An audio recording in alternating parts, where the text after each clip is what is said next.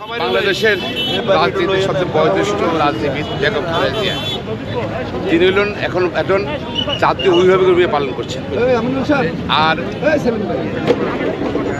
বাংলাদেশের অভিজ্ঞ রাজনীতি যত রাজনীতিবিদ আছে সবচেয়ে অভিজ্ঞ রাজনীতি বলবো আমরা তারেক রহমান, যে তার নেতৃত্বে গত 17 বছর যিনি নির্বাচনের থেকে দেশের বাইরে থেকে তিনি বাংলাদেশের মানুষকে সুসংগঠিত করেছেন।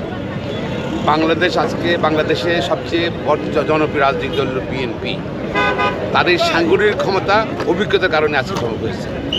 তার জন্য সারা বাংলার অপেক্ষা করছে এবং মানুষ উৎসাহবারে কত লোক আরও বলতে পারি না, কত লোক আন্দাজ করতে পারবেন না আমরা, এত লোক সমাগম হবে যা অকল্পনীয়, কেউ চিন্তা করতে পারে।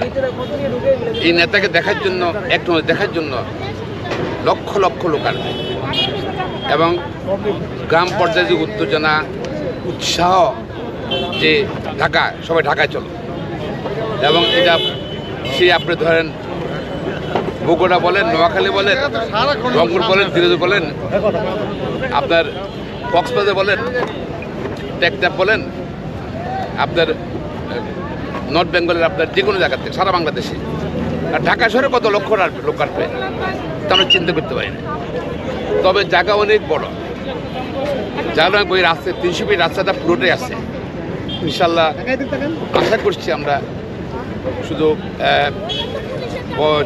মহিলা পুরুষ ইয়াং সমাজ বিশেষ করে তার একটা বক্তব্য মনে হয় সমগ্র মানুষের কাছে এক উৎসাহ ছিল, দেশ গঠনের পরিকল্পনা, তার একত্রিত কর্মসূচি, বিভিন্ন সময় তার বক্তব্যগুলো জনসমাজে প্রকাশ হয়েছে, প্রচার হয়েছে।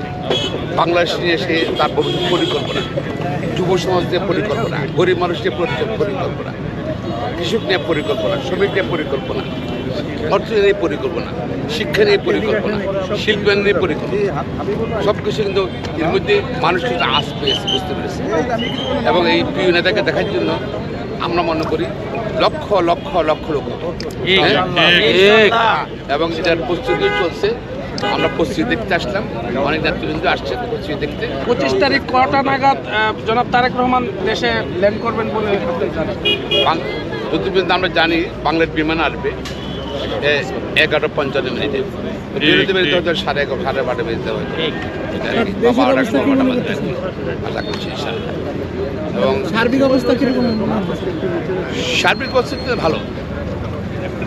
আর এই ক্রাইসিস, এই জাতীয় সংকট মুহূর্তে তাকে দরকার, এই সমস্ত জাতিকে সে নেতৃত্ব দিচ্ছে, বিশাল একটা জনগোষ্ঠী নেতৃত্ব দিচ্ছে, জাতীয় শক্তিকে সে নেতৃত্ব দিচ্ছে, বাংলাদেশকে নেতৃত্ব দিচ্ছে।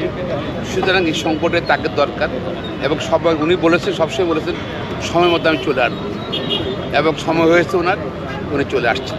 বাংলাদেশ অপেক্ষা করছে তারেক রহমানের জন্য, যুব সমাজ ছাত্র সমাজ অপেক্ষা করছে তারেক রহমানের জন্য, ভাই বোনেরা অপেক্ষা করছে তারেক রহমানের জন্য, মুরব্বীরা অপেক্ষা করছে তারেক রহমানের জন্য। এবং আইনশৃঙ্খলা পরিস্থিতি ইনশাল্লাহ জেনেছি আমরা, আমার মনে হয় যে সন্তোষজনকভাবে আশা করছি। ধন্যবাদ।